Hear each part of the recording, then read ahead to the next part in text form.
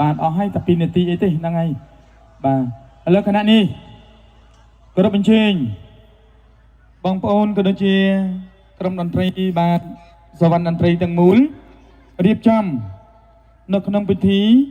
គោរពវីរៈកងទ័ពដ៏ក្លាហាននៃព្រះរាជាណាចក្រកម្ពុជាសូមអញ្ជើញ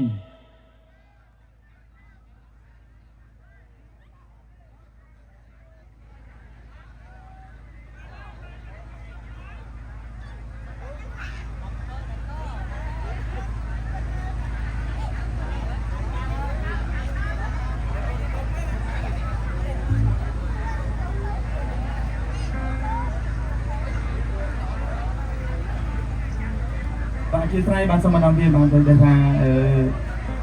អ៊ីនធឺណិតរបស់យើងអត់ដែរណាយើងត្រូវតែចាក់បတ်ហ្នឹងបាទព្រោះបတ်ជាតិរបស់យើងឈប់ណាសូមអនុញ្ញាតអជាស្រ័យគ្រប់អញ្ជើញវត្តមានឯកឧត្តមនៃជំទាវរបស់យើងរៀបចំកិរិយាកិច្ចជាមួយនឹងវីរៈកងទ័ពបတ်ជាតិរបស់យើងបាទ1 2 3គោរព